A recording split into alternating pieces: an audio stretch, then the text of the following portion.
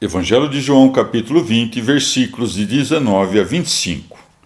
Chegada a tarde daquele mesmo dia, que era o primeiro da semana, e estando fechadas as portas da casa onde os discípulos se achavam juntos por medo dos judeus, foi Jesus, pôs-se no meio deles e disse-lhes: A paz esteja convosco. Dito isto, mostrou-lhes as mãos e o lado. Os discípulos alegraram-se muito ao ver o Senhor. Ele disse-lhes novamente: A paz esteja convosco. Assim como o Pai me enviou, também vos envio a vós. Tendo proferido essas palavras, soprou sobre eles e disse-lhes: Recebei o Espírito Santo. A aqueles a quem perdoardes os pecados, ser-lhes-ão perdoados.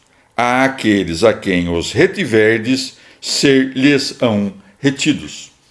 Tomé, um dos 12, chamado Dídimo, não estava com eles quando Jesus veio. Os outros discípulos disseram-lhe: Nós vimos o Senhor. Mas ele respondeu-lhes: Se não vir nas suas mãos a abertura dos cravos, e não meter o meu dedo no lugar dos cravos, e não meter a minha mão no seu lado, não crerei. Palavra da salvação.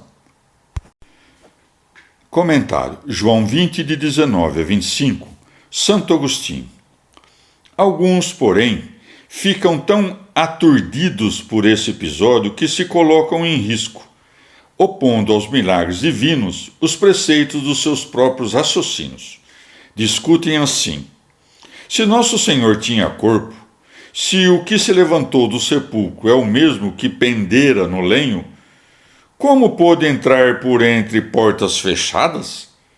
Se entendes como já não é milagre, onde a razão não alcança, ali a fé se edifica. As portas fechadas não foram obstáculo à matéria do corpo onde habitava a divindade. Não precisou abri-las para entrar aquele que, nascendo, conservou inviolada a virgindade da mãe.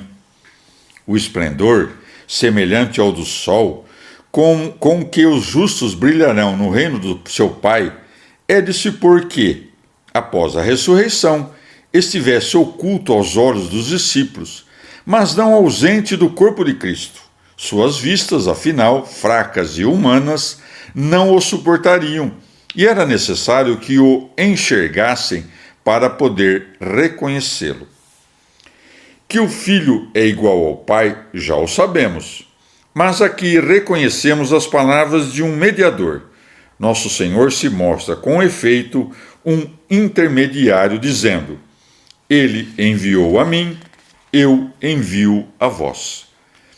Esse sopro material não foi a substância do Espírito Santo, mas uma representação justa de que o Espírito Santo procede não apenas do Pai, mas também do Filho. Quem, afinal, seria estúpido o bastante para afirmar que um é o Espírito que nosso Senhor transmitiu ao soprar, outro o que enviou depois da ascensão? A caridade da Igreja, que o Espírito Santo derrama em nossos corações, perdoa os pecados de seus participantes. Retém, todavia, os dos que não tomam parte nela. Por isso, depois de dizer: Recebei o Espírito Santo, de imediato complementa com a remissão e retenção dos pecados. Comentário: João 20, de 19 a 25. São Gregório. E como, à vista do corpo, que tinham diante dos olhos, a fé dos que viam ainda cambaleava. Logo lhes mostrou as mãos e o lado. Daí que siga. Dito isso, mostrou-lhes as mãos e o lado. Com pregos, afinal, tinham sido as mãos cravadas, e com a lança o lado fora aberto. Nosso Senhor conservou as marcas das feridas para sanar os corações duvidosos dos discípulos. O Pai, é certo, enviou o Filho, determinando que se encarnasse para a redenção da raça humana. Por isso está dito: Assim como o Pai me enviou, também vos envio a vós. Quer dizer, Se vos envio ao escândalo das perseguições, é porque vos amo com a mesma caridade com que me ama o Pai, que me enviou aqui para suportar a paixão. Porque o Espírito é dado aos discípulos primeiro na terra e depois enviado do céu. Senão porque são dois os preceitos da caridade, o amor a Deus e o amor ao próximo? Na terra, o Espírito é dado para infundir o amor ao próximo. No céu, para infundir o amor a Deus.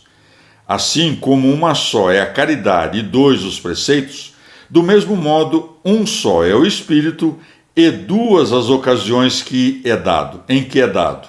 A primeira, enquanto estava o Senhor ainda na terra, a segunda, quando é enviado desde o céu, porque o amor do próximo nos ensina a chegar ao amor de Deus. É importante notar que esses homens, que já possuíam antes o Espírito Santo, para viverem com inocência e pregarem apenas para o bem de alguns, receberam-no manifestamente após a ressurreição do Senhor, para que sua pregação já não se limitasse a alguns, mas fosse para o bem de todos. Folgo em ver o cimo de glória a que foram conduzidos esses discípulos, chamados originalmente a tão onerosos fardos de humildade. Eis que não apenas se tornam seguros de si mesmos, como também, investidos da magistratura do juízo celestial, passam a fazer as vezes de Deus, e a alguns retendo, a outros relaxando os pecados. Hoje, quem ocupa seus postos na igreja são os bispos, que recebem, além do governo de sua diocese, a autoridade de atar e desatar os pecados. Grande é esta honra, mas também grande o peso dela. Como é difícil quem não sabe segurar as rédeas da própria vida tornar-se juiz da vida alheia. Não é por acaso que aquele discípulo eleito estava então ausente.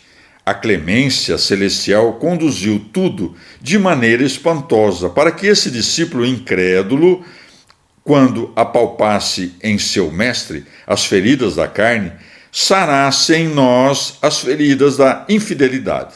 Com efeito, a infidelidade de Tomé aproveitou mais a nossa fé que a fé dos discípulos que creram, pois à medida que ele é reconduzido à fé pelo toque, nossa mente põe de lado toda dúvida e é consolidada na fé. Evangelho de João, capítulo 20, versículos de 26 a 31. 8 dias depois, estavam os discípulos outra vez em casa, e Tomé com eles. Veio Jesus, estando as portas fechadas, pôs-se no meio deles e disse: A paz esteja convosco. Em seguida disse a Tomé: Mete aqui o teu dedo e vê as minhas mãos. Aproxima também a tua mão e mete-a no meu lado, e não sejas incrédulo, mas fiel. Tomé respondeu e disse-lhe: Meu Senhor e meu Deus. Jesus disse-lhe: Tu creste, Tomé, porque me viste. Bem-aventurados os que crerem sem ter visto. Outros muitos prodígios fez ainda Jesus na presença de seus discípulos, que não foram escritos neste livro. Estes, porém, foram escritos a fim de que acrediteis que Jesus é o Cristo, Filho de Deus, e para que, crendo, tenhais a vida em seu nome. Palavra da salvação. Comentário João 20, de 26 a 31, Santo Agostinho. Perguntas-me: se entrou a portas fechadas, onde está a extensão do corpo? Respondo: se caminhou sobre o mar, onde está o peso do corpo? Ora, o Senhor fez isso porque era o Senhor. Ou por acaso, desde que ressuscitou, deixou de ser o Senhor? Nosso Senhor poderia, caso quisesse, limpar de seu corpo ressuscitado e glorioso e glorificado toda a marca de ferimento, mas conhecia bons motivos para conservar as cicatrizes. Assim como mostrou as feridas a Tomé, que se recusava a crer a menos que as tocasse e visse, do mesmo modo as de mostrar a seus inimigos, não para dizer-lhes como a Tomé, tu creste porque viste, e sim para dar-lhes a prova irrefutável da verdade, e dizer: eis o homem que crucificastes. Vedes os ferimentos que lhe cravastes. Reconheceis o lado que perfurastes, porque foi aberto por vós e para vós, mas não quisestes entrar. Por algum motivo que desconheço, o amor que temos pelos bem-aventurados mártires nos provoca o desejo de ver, no reino, as cicatrizes e feridas que sustentaram no corpo em nome de Cristo. E talvez as vejamos mesmo. Não serão, afinal, uma marca de feiura, mas de honra, e brilharão como uma beleza que, embora gravada no corpo, não será do corpo, mas da virtude deles. E se em seus martírios alguns de seus membros foram mutilados ou decepados, nem por isso ficarão sem os membros na ressurreição dos mortos. A eles, afinal, foram dirigidas as palavras: não se perderá um cabelo da vossa cabeça. Mas, se for conveniente que nesse nosso novo século os sinais dos gloriosos ferimentos sejam visíveis na carne imortal, as partes do corpo em que algum membro tenha sido truncado ostentarão cicatrizes, porém com seus membros restituídos e não faltantes. E ainda que todos os defeitos infligidos no corpo nesse momento desapareçam, não deverão ser taxados de defeitos ou vícios, e sim de emblemas de virtude. Tomé, vendo e tocando o homem, confessava o Deus, que não via nem tocava. A visão e o toque o levaram a uma fé afastada de toda dúvida. Por isso segue. Tomé respondeu e disse-lhes: meu Senhor e meu Deus. Nosso Senhor não diz: me tocastes, e sim, me viste, porque a visão é, de certa forma, um sentido geral.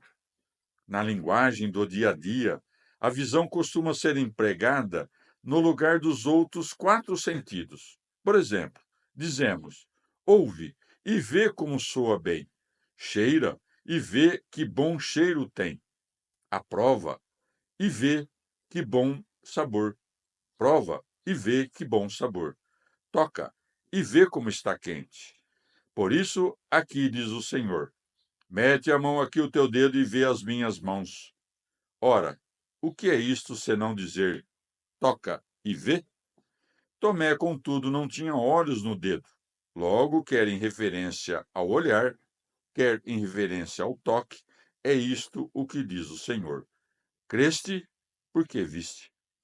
Alguém ainda poderia sugerir que o discípulo não se atreveu a tocar quando o Senhor se ofereceu para ser tocado. Nosso Senhor usou o verbo crer no pretérito, porque via como já acontecido tudo o que ainda havia de acontecer por predestinação.